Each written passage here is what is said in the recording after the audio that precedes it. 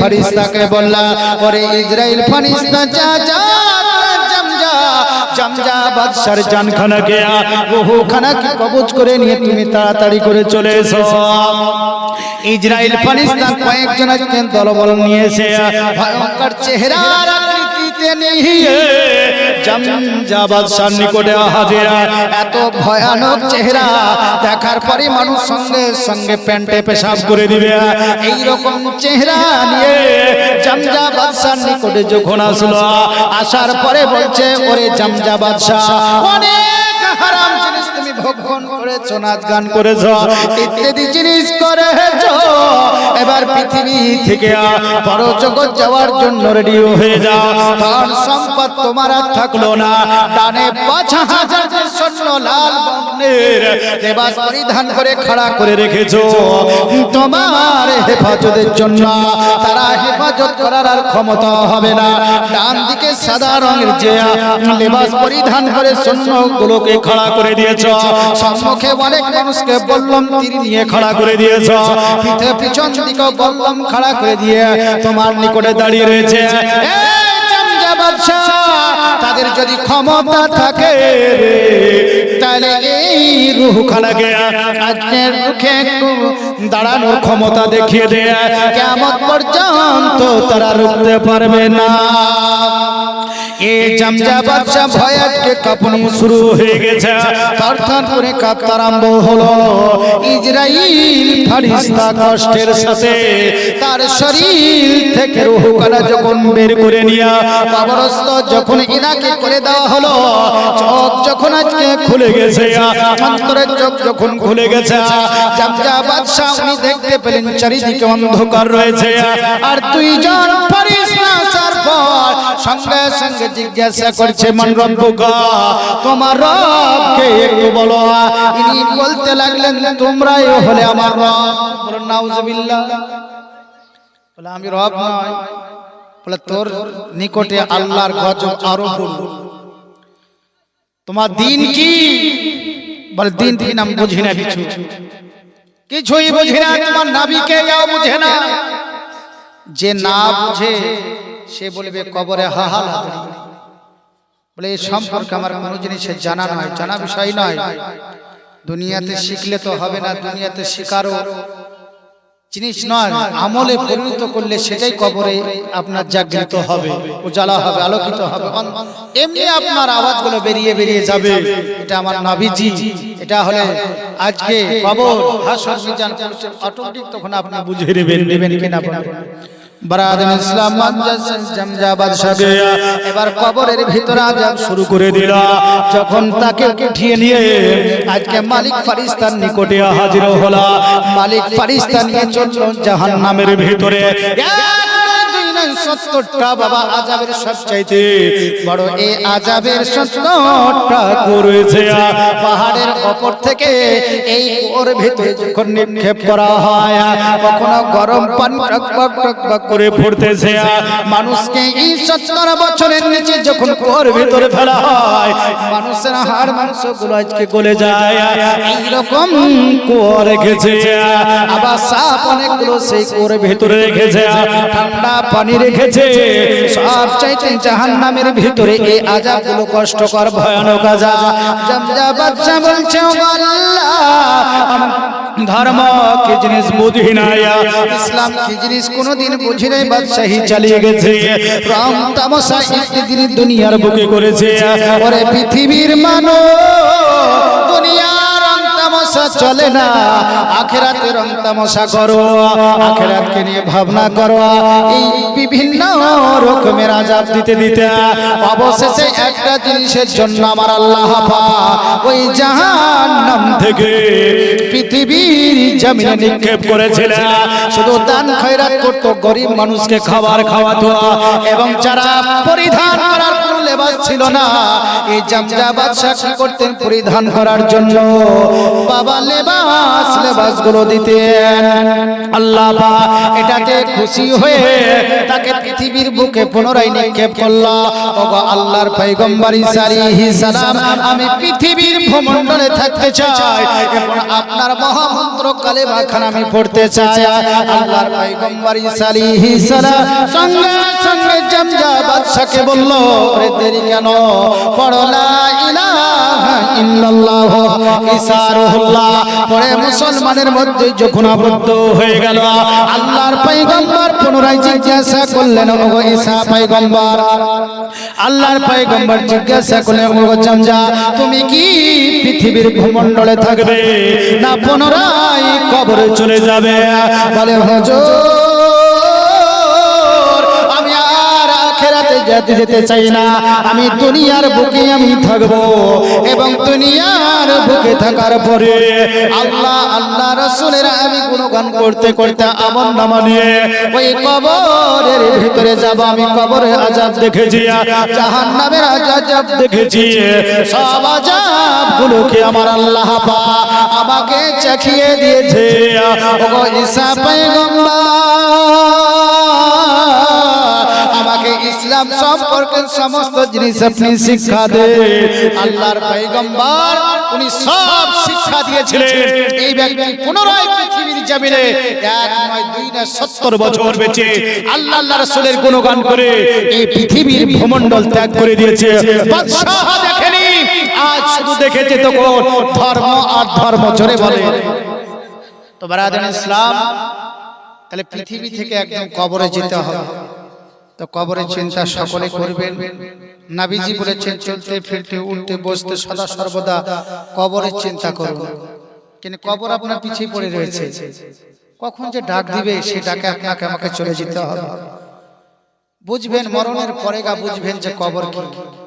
এখন বয়ান করলে হয়তো মানুষের সাময়িক কিছুক্ষণের জন্য মন খারাপ করে, পুনরায় যেকার সেই, নাকি বলেন? যেমন মানুষের আঘাত লাগার পরে কিছুক্ষণ থাকে, তারপর পুনরায় আবার সে দাঁত যখন চলে যায় সব ভুলে যায়, ও আঘাত আর মনে থাকে না। তো মানুষ আমরা এইরকমই, যে হয়তো শোনার পরে বলার পরে হয়তো মন খারাপ করে, পরবর্তীতে আবার যেকার সেই জিনিসই।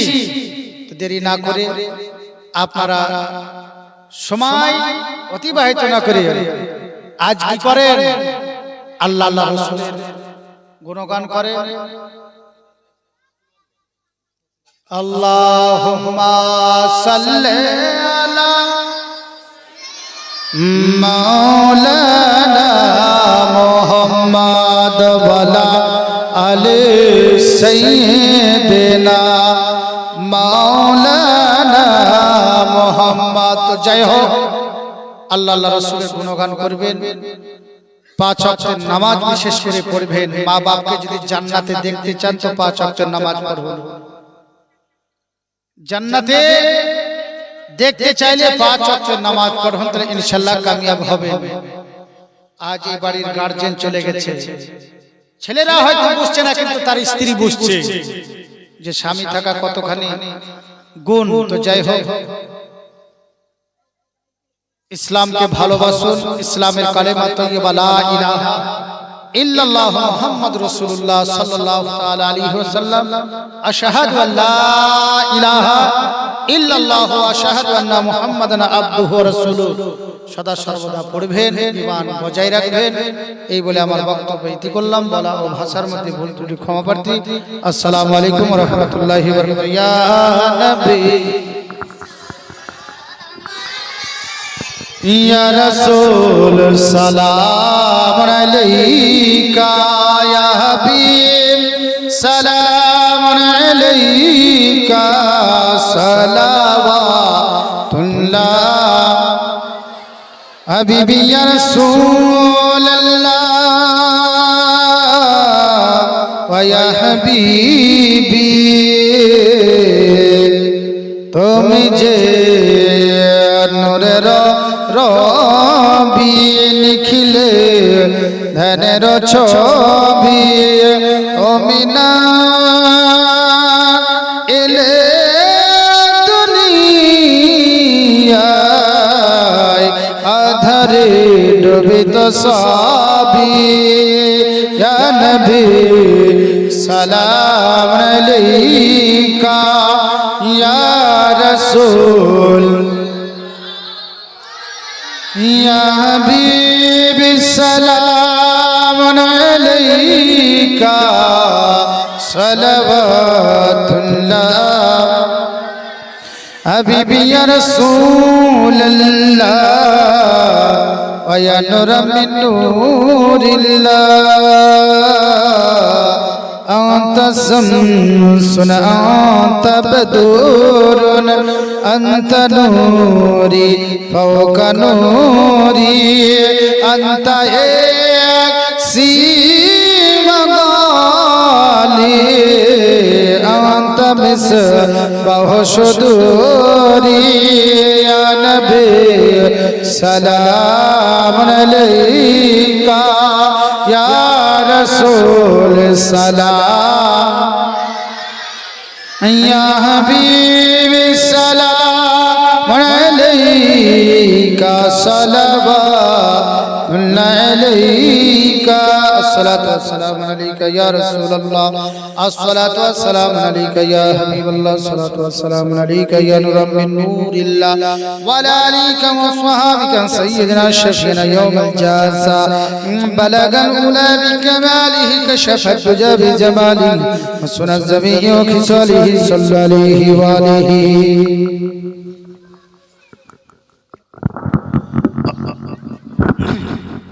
أعوذ بالله من الشيطان الرجيم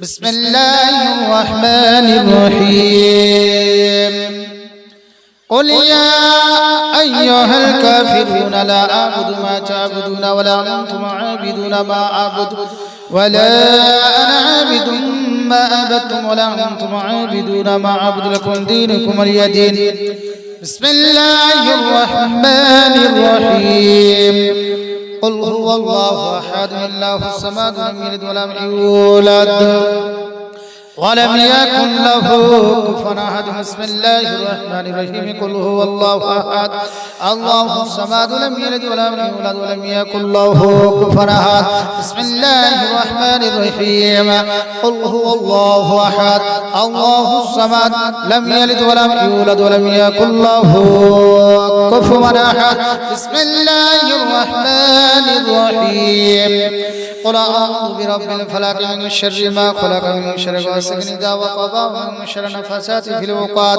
ومن شر حاسد إذا حسد بسم الله الرحمن الرحيم قل أعوذ برب الناس ملك الناس إله الناس من شر الوسواس الخناس الذي يوسوس في صدور الناس من الجنة والناس بسم الله الرحمن الرحيم الحمد لله رب العالمين الرحمن الرحيم مالك يوم الدين إياك نعبد وإياك نستعين اهدنا الصراط المستقيم صراط الذين أنعمت عليهم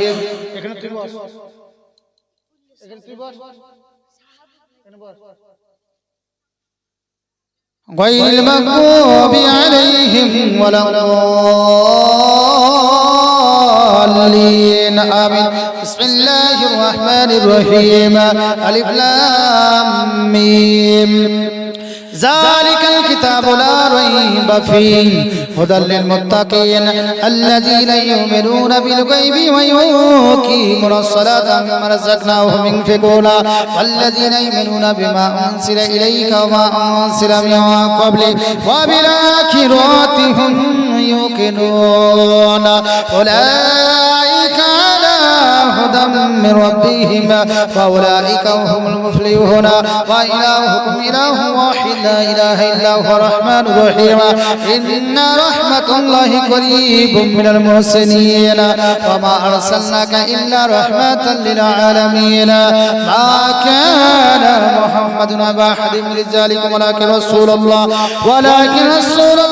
وخاتم النبي وكان الله بكل شيء عليما إن الله وملائكته يصلون على النبي يا أيها الذين آمنوا صلوا عليه وسلموا تسليما اللهم صل على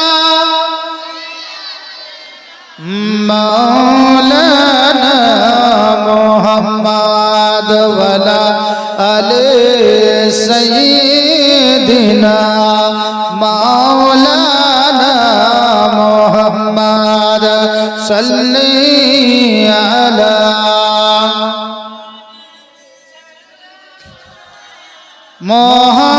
मोहम्मद हरदम ज़बान से निकालो पाक नबी मोहम्मद हरदम ज़बान शफीअना बिस्मिल्लाहिर रहमानिर रहीम अला أولياء الله لا خوف عليهم ولا هم يحزنون الذين آمنوا وكانوا يتقون سبحان ربك رب العزة عما يصفون والسلام على المرسلين والحمد لله رب العالمين اللهم آمين ربنا ظلمنا أنفسنا وإن لم تغفر لنا وترحمنا لنكونن من الخاسرين ربنا آتنا في الدنيا حسنة وفي الآخرة حسنة وقنا عذاب النار وقنا عذاب القبر وقنا عذاب الميزان وقنا عذاب الصراط وقنا عذاب جهنم وقنا عذاب القيامة রব্বুল আলামিন আল্লাহ পাক আল্লাহ তাআলা মাগরিব থেকে নিয়ে এতক্ষণ পর্যন্ত যে সমস্ত দিনের আলাপ আলোচনা হয়েছে আল্লাহ পাকের মধ্যে যদি কোনো রকমের ভুল ত্রুটি হয়ে থাকে আমার নবীজির ওসিলায় আল্লাহ পাক ভুলগুলোকে ক্ষমা করে দিয়ে কবুল মঞ্জুর করে নাও আল্লাহ পাক পবিত্র কালামুল্লাহ শরীফ দুটো খতম উঠিয়েছে আল্লাহ পাক পড়ার মধ্যে কোনো রকমের ভুল ত্রুটি হলে নবীজির ওসিলায় ভুলগুলোকে ক্ষমা করে দিয়ে সর্বপ্রথমে মদিনার নবী সোনার মদিনায় পৌঁছে দিয়ে সওয়াব খানি আদম আলাইহিস সালাম থেকে নিয়ে ঈসা রুহুল্লাহ পর্যন্ত যত নবীগণ পৃথিবীতে এসেছে আল্লাহ পাক ওনাদের কবরের মধ্যে সওয়াব খানি পৌঁছে দিয়ে ওগো মাবুদ আল্লাহ পাক